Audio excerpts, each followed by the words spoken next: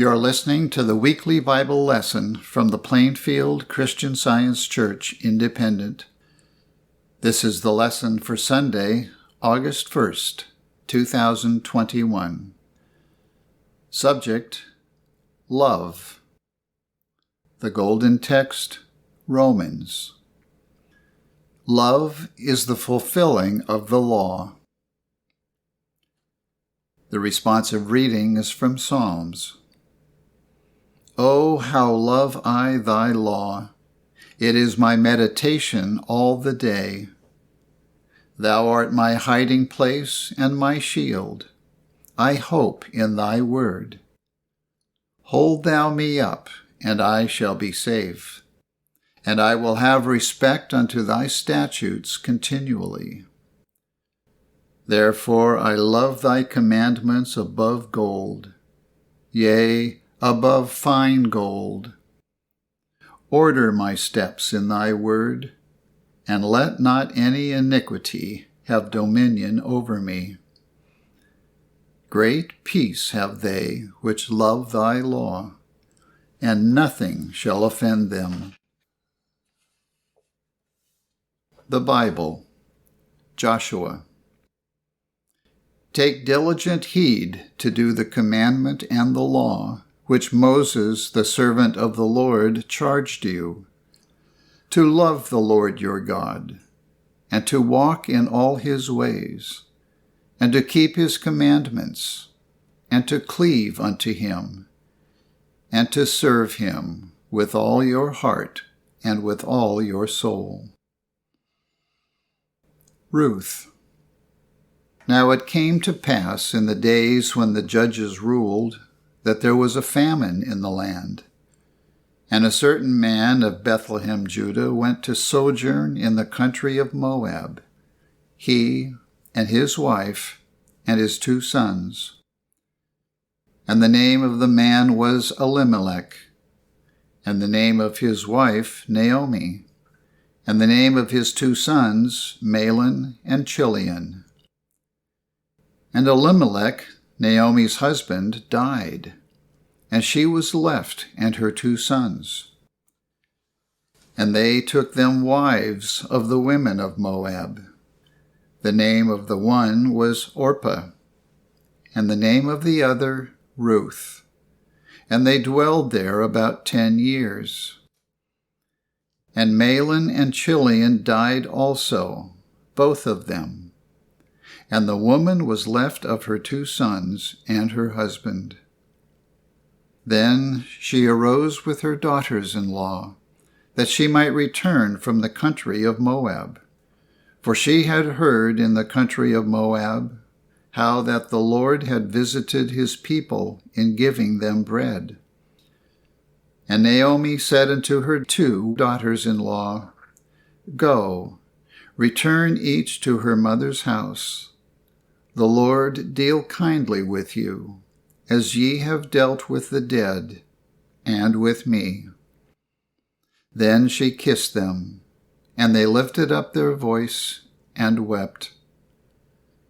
And they said unto her, Surely we will return with thee unto thy people.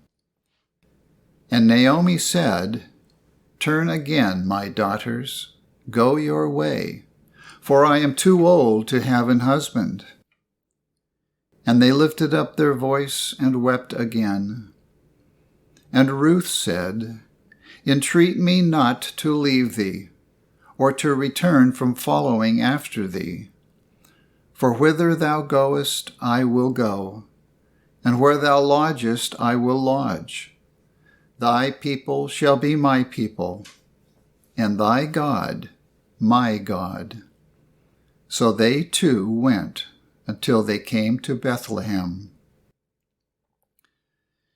And Naomi had a kinsman of her husband's, a mighty man of wealth, of the family of Elimelech, and his name was Boaz. And Ruth the Moabitess said unto Naomi, Let me now go to the field, and glean ears of corn, after him in whose sight I shall find grace. Then said Boaz unto his servant that was set over the reapers, Whose damsel is this? And the servant that was set over the reapers answered and said, It is the Moabitish damsel that came back with Naomi out of the country of Moab. Then said Boaz unto Ruth, Hearest thou not, my daughter? Go not to glean in another field, neither go from hence, but abide here fast by my maidens. Let thine eyes be on the field that they do reap, and go thou after them. Have I not charged the young men that they shall not touch thee? And when thou art athirst, go unto the vessels, and drink of that which the young men have drawn. Then she fell on her face, and bowed herself to the ground, and said unto him, Why have I found grace in thine eyes, that thou shouldest take knowledge of me, seeing I am a stranger?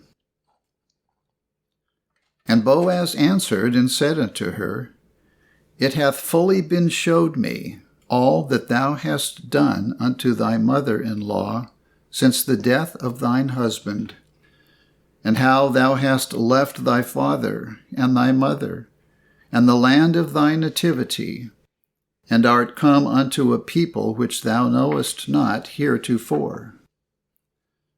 The Lord recompense thy work, and a full reward be given thee of the Lord God of Israel, under whose wings thou art come to trust.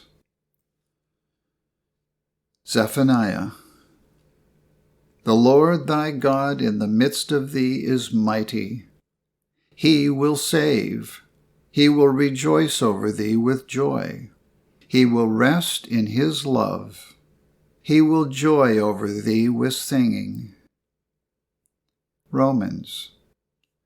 Owe no man anything, but to love one another. For he that loveth another hath fulfilled the law. Love worketh no ill to his neighbor. Therefore love is the fulfilling of the law. Galatians. For all the law is fulfilled in one word, even this, Thou shalt love thy neighbor as thyself. 1 John. Beloved, let us love one another, for love is of God, and every one that loveth is born of God, and knoweth God. He that loveth not knoweth not God, for God is love. Herein is love, not that we loved God, but that he loved us. Beloved, if God so loved us, we ought also to love one another. No man hath seen God at any time. If we love one another, God dwelleth in us, and his love is perfected in us. And we have known and believed the love that God hath to us. God is love, and he that dwelleth in love dwelleth in God, and God in him.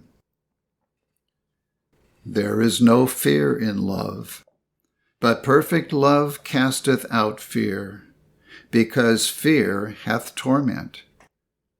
He that feareth is not made perfect in love.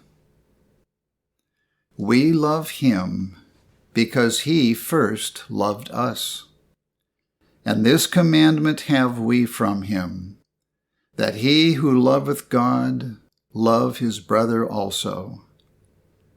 For this is the love of God, that we keep his commandments.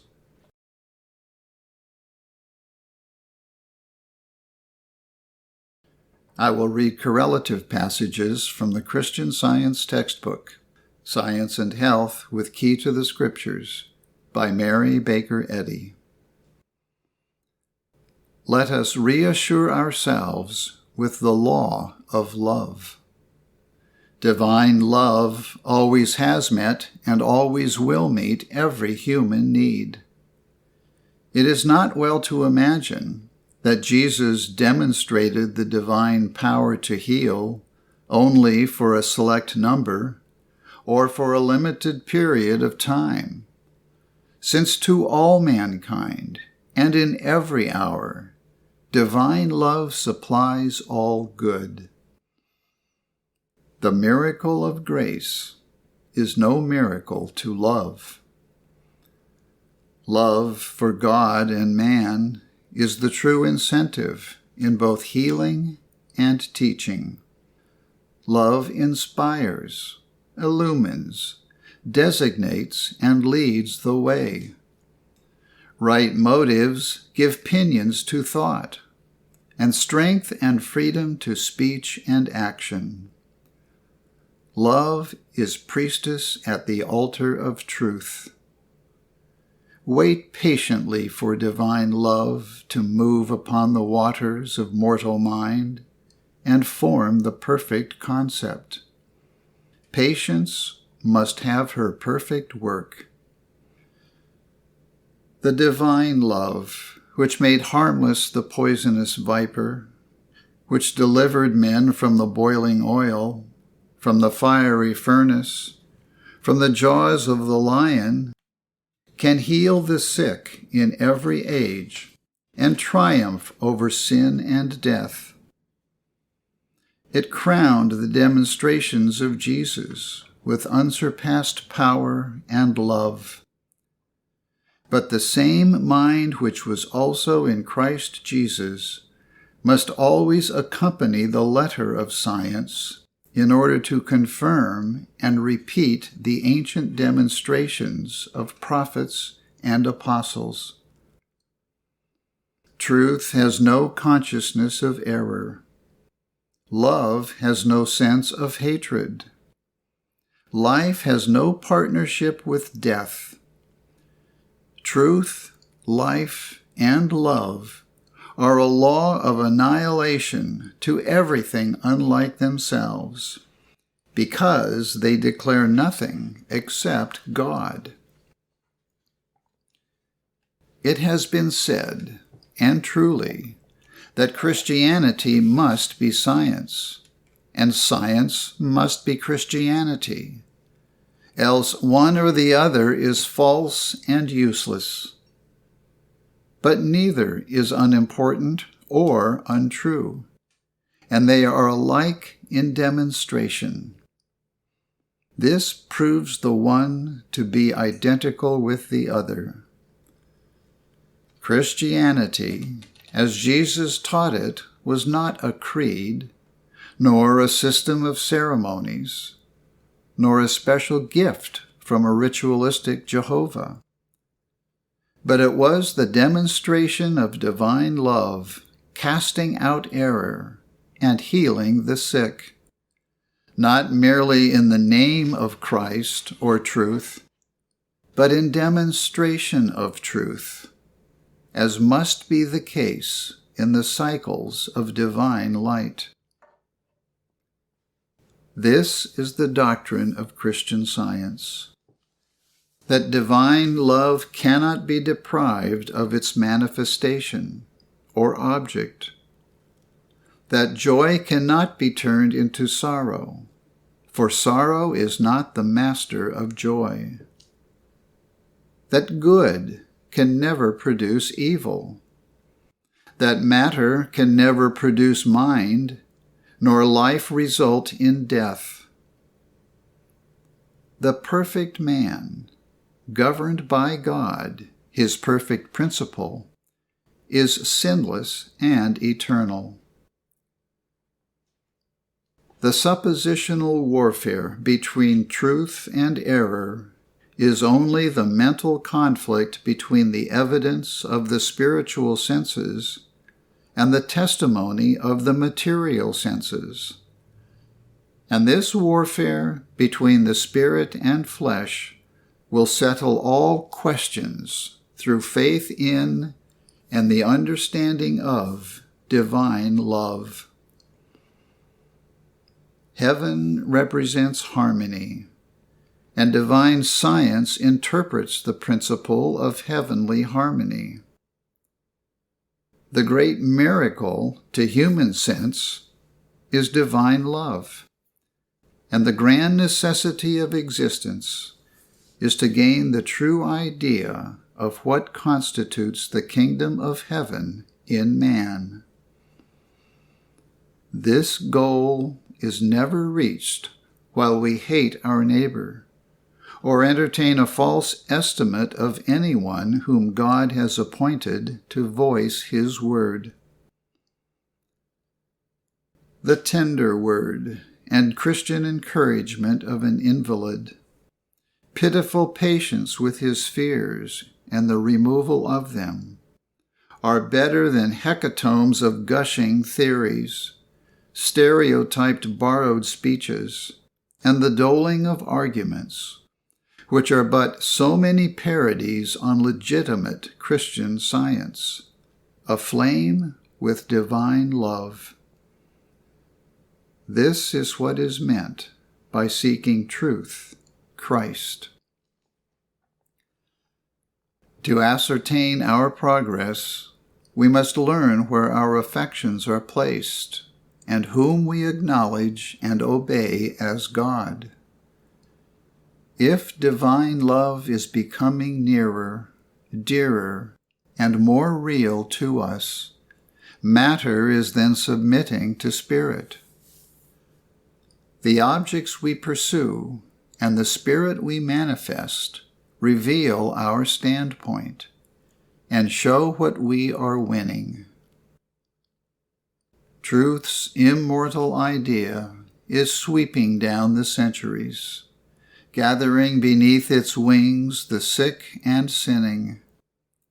My weary hope tries to realize that happy day when man shall recognize the science of Christ and love his neighbor as himself, when he shall realize God's omnipotence and the healing power of the divine love in what it has done and is doing for mankind. The promises will be fulfilled. The time for the reappearing of the divine healing is throughout all time, and whosoever layeth his earthly all on the altar of divine science drinketh of Christ's cup now, and is endued with the spirit and power of Christian healing. The power of Christian science and divine love is omnipotent. It is indeed adequate to unclasp the hold and to destroy disease, sin, and death. The substance of all devotion is the reflection and demonstration of divine love, healing sickness and destroying sin. Our Master said, "If ye love me, keep my commandments." One's aim, a point beyond faith, should be to find the footsteps of truth, the way to health and holiness. In other words, let us hear the conclusion of the whole matter. Love God and keep his commandments, for this is the whole of man in his image and likeness. Divine love is infinite. Therefore, all that really exists is in and of God and manifests his love. I will now read the 3 daily duties from the Church Manual by Mary Baker Eddy. Daily Prayer. It shall be the duty of every member of this church to pray each day, "Thy kingdom come. Let the reign of divine truth, life, and love be established in me, and rule out of me all sin. And may thy word enrich the affections of all mankind and govern them. A rule for motives and acts. Neither animosity nor mere personal attachment should impel the motives or acts of the members of the Mother Church. In science, divine love alone governs man, and a Christian scientist reflects the sweet amenities of love in rebuking sin, in true brotherliness, charitableness, and forgiveness. The members of this church should daily watch and pray to be delivered from all evil, from prophesying, judging, condemning, counseling, influencing, or being influenced erroneously. Alertness to duty. It shall be the duty of every member of this church to defend himself daily against aggressive mental suggestion, and not be made to forget nor to neglect his duty to God, to his leader, and to mankind. By his works he shall be judged, and justified or condemned. And from Science and Health, Christian scientists, be a law to yourselves that mental malpractice cannot harm you, either when asleep or when awake. This Bible lesson was prepared by the Plainfield Christian Science Church Independent. It is comprised of scriptural quotations from the King James Bible and correlative passages from the Christian Science textbook, Science and Health with Key to the Scriptures, by Mary Baker Eddy. For more information, please visit our website, plainfieldcs.com. Thank you for listening, and have a blessed day.